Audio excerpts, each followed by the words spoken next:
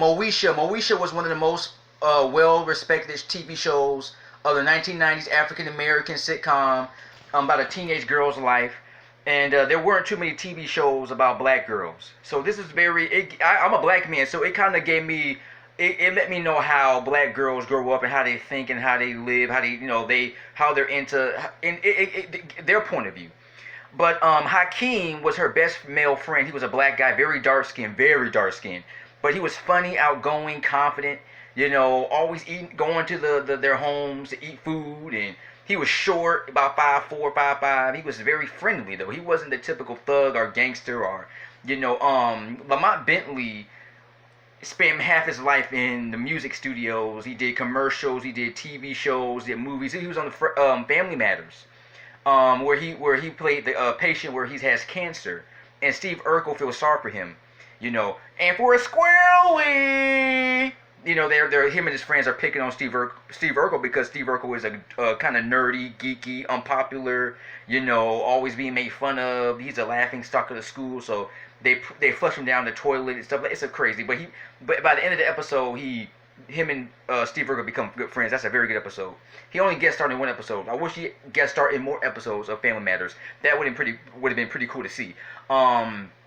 It's very sad. He didn't do drugs. At the time of his death, he was 31 years old. Didn't do drugs. Didn't drink. Didn't smoke. Of course, he's an African American man, so most people thought that he's a bad boy. He didn't do rap. He wasn't a rapper. He was a very nice.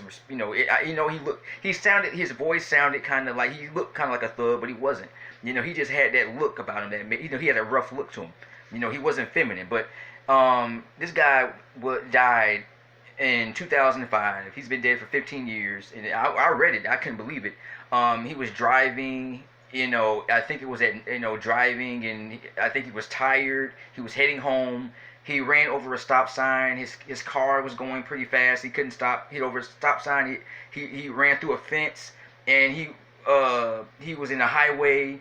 And he had gotten into a car accident, and his body flew out the window into the road, and he was hit by 5 cars. He sustained major injuries to his body. It was nasty. The autopsy people couldn't even identify him. It was tore up. He was hit by 5 cars, and one person. I feel sorry for him, and I imagine that it broke up Brandy Norwood, the girl who played Moesha, and the whole all the people all the cast members from the show were crying. They were sad. His family was sad, because he was a nice guy. He was not a thug, a gangster. He wasn't going to jail. He wasn't a bum. He was doing something with his life.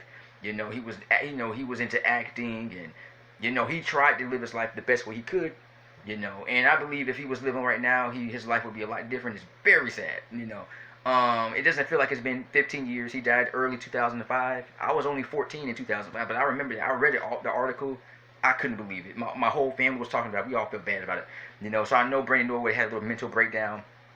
And guess what happened a year later? A year after he died, in 2006, December 30th, 2006, she got into a car accident herself. And she almost lost her life. So I believe that his death affected her.